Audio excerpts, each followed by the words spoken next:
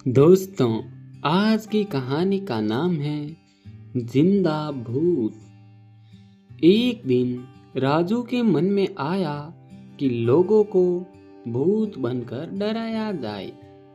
वह सांस लेकर बैठ गया। उसकी पत्नी ने उसको हिलाया डुलाया, लेकिन राजू चुपचाप आंख बंद किए बैठा रहा। हे भगवान, लगता है ये सचमुच मर गए। वह रोती हुई बाहर निकली और पास पड़ोस वालों को बुला लाई। राजू उसी तरह बिना सांस लिए, बिना हिले डुले बैठा था। पड़ोसियों ने भी समझा कि राजू मर गया है, अब इसका दाह संस्कार करना चाहिए। वे बोले। वे राजू को लेकर नदी किनारे आए। उसे लकड़ियों के ढेर पर लेटा दिया, फिर उसके ऊपर और लकड़ियां रख दी। राजू ने जब देखा कि पड़ोसी चिता में आग लगाने जा रहे हैं, तो वह लकड़ियां फेंककर उठ खड़ा हुआ। जब पड़ोसियों ने राजू को इस तरह उठकर खड़ा होते देखा, तो भूत भूत भूत चिल्लाते हुए गांव की तरफ भागे। राजू उनके पीछे रुको रुको कहते भागा। गांव पहुंचकर वे बोले, राजू मरकर भूत बन गया है और गांव की तरफ आ रहा है। इतना सुनना था कि सारे गांव वाले अपने घरों में घुस गए और दरवाजे बंद कर लिए। जब राजू गांव में पहुंचा तो वहां सन्नाटा छाया था। राजू अपने घर की तरफ चल दिया। राजू की पत्नी नागमां ने भी सुन लिया था कि उसका पति भूत बन गया है। उसने भी जल्दी से घर का दरवाजा बंद करके कुंडा लगा दिया। घर पहुंचकर राजू बोला, नागमां, दरवाजा खोलो, मैं राजू हूं। तुम राजू नहीं, राजू के भूत हो। कृपा करके यहाँ से चले जाओ। मैं तुम्हारा बहुत अच्छी तरीके से श्राद्ध कर दूंगी और हाँ, ब्राह्मणों को भोजन भी करवाऊंगी। बस तुम यहाँ से चले जाओ। राजू दरवाजा खटखटाता रहा, पर नागमां ने दरवाजा नहीं खोला। अप्पा, अब मैं क्या करूं? मेरी पत्नी ने भी मेरा विश्वास नहीं कर रही। मैं भूत नहीं हूं। राजू के सारे दिन से कुछ नहीं खाया था। अब उसे बहुत जोर की भूख लगी थी। मुझे कौन भोजन देगा जब मेरी पत्नी भी मुझे भूत समझ रही है। वह चलते चलते गांव के मंदिर में पहुंच गया। चलो रात यहीं काट देता हूँ। सुबह जब पुजारी प्रसाद चढ़ाने आएगा तो उससे प्रसाद लेकर खा लूंगा। राजू मूर्ति के पीछे छिपकर बैठ गया और पुजारी की प्रतीक्षा करने लगा। रात बीती, सुबह हुई। गांव वालों ने धीरे से दरवाजे खोले और बाहर झांका। राजू का भूत कहीं दिखाई नहीं दिया। सब लोग घरों से बाहर आ गए और अपने काम धंधों में लग गए। पुजारी भी प्रसाद बनाने लगा। प्रसाद बनाया, बड़े बनाए, लड्डू बनाए। फिर सारा प्रसाद एक थाली में सजाकर मंदिर की तरफ चल दिया। मंदिर में पहुंचकर उसने प्रसाद की थाली एक और रख दी। फिर कुएं से बाल्टी निकाली और मंदिर धोने लगा। तभी राजू मूर्ति के पीछे से निकला और बोला, स्वामी, आज आपने बड़ी देर कर दी। मैं कब से आपकी प्रतीक्षा कर रहा हूँ।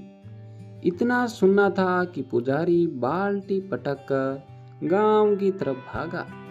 उसके पीछे पीछे राजू। स्वामी स्वामी कहता हुआ गांव वालों ने जब राजू को पुजारी के पीछे आते देखा तो फिर से घरों में घुस गए और दरवाजे बंद कर लिए। राजू एक बार फिर अपने घर गया, लेकिन नागमां ने दरवाजा नहीं खोला। राजू मंदिर में लौट आया और पुजारी जो प्रसाद लाया था उसे खाकर अपनी भूख मिटाई।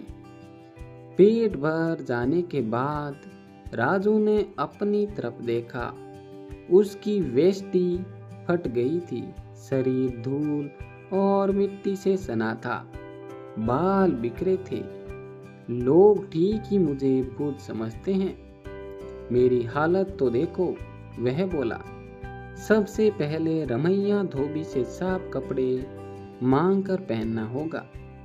ऐसा सोचकर राजू नदी के किनारे पहुंचा। रमैया धोबी अभी आया नहीं था। राजू कपड़े धोने की भट्टी में छिपकर बैठ गया। उस दिन राजा का कोतवाल घोड़े पर बैठकर गांव का निरीक्षण करने आया था। उसने देखा कि गांव वाले बजाय अपना काम धंधा करने के घरों में बैठे हैं। उसने दरवाजा खटखटाकर गांव वालों को बाहर बुलाया और पूछा, काम धंधे के समय तुम लोग घरों में क्यों बैठे हो? राजू चरवाहा मरकर भूत बन गया है और गांव में घूम रहा है, उसके डर से हम घरों में बैठे हैं, गांव वालों ने उत्तर दिया। कोई भूत नहीं होता, चलो सब लोग अपना अपना काम शुरू करो, कोतवाल ने डांटा। सब लोग एक बार फिर घरों से निकलकर अपने अपने काम पर लग गए। रमैया धोबी भी घाट की तरफ चल दिया। कोतवाल को अपने कपड़े धुलवाने थे, इसलिए वह भी घोड़े पर सवार नदी की तरफ चल दिया। जैसे ही दोनों घाट पर पहुंचे, राजू भट्टी में उठकर खड़ा हो गया और बोला, अरे रमैया, अप्पा कहाँ थे? अब तक मैं कब से भट्टी में बैठा तुम्हारी प्रतीक्षा कर रहा हूँ। इतना सुनना था कि रमैया सिर पर पैर रखकर गांव की ओर भागा। कोतवाल भी सरपट घोड़ा दौड़ाता गांव से दूसरी तरफ भागा। गांव वाले फिर घरों में घुस गए।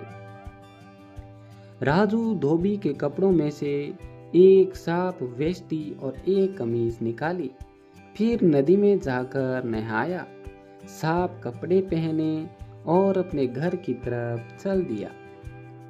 घर पहुंचकर उसने दरवाजा खटखटाया और बोला, नागमां, दरवाजा खोलो, मैं भूत नहीं हूँ। अरे जब मैं मरा ही नहीं तो भूत कैसे बन सकता हूँ? हमने तुम्हें मरा हुआ देखा था। नागमां अंदर से बोली, न तुम सांस ले रहे थे, न हिल डुल रहे थे। मैं समझा था कि मैं मर रहा हूँ, इसलिए मैं सांस रोककर बिना हिले डुले लेट गया था। राजू ने कहा, असल में एक यात्री ने मुझे एक सूत का धागा दिया था और कहा था कि जिस दिन यह धागा खो जाएगा उस समय मैं मरने वाला हूँ। तुम दरवाजा खोलकर देखो तो मैं मरा नहीं हूँ, जीवित हूँ। नागमां ने धीरे धीरे दरवाजा खोला। सामने राजू नहाया धोया, साफ वेष्टी और कमीज पहने खड़ा था। यह भूत नहीं लग रहा, नागमां ने सोचा। फिर उसने हाथ बढ़ाकर राजू को छुआ और जोर से चिकोटी काटी। अप्पा, राजू चिल्लाया। नागमां समझ गई कि राजू भूत नहीं है। उसने जल्दी से दरवाजा खोलकर उसे अंदर कर लिया, उसे भरपेट खाना खिलाया। राजू खा पीकर सो गया। नागमां गांव की तरफ चल दी, सबको बताने के लिए कि राजू भूत नहीं है। दोस्तों, अगर ये कहानी पसंद आई तो इसे लाइक, शेयर एंड सब्सक्राइब करें और ऐसी ही कहानियाँ देखने के लिए अन्नू स्टोरी चैनल को सब्सक्राइब जरूर करें। धन्यवाद।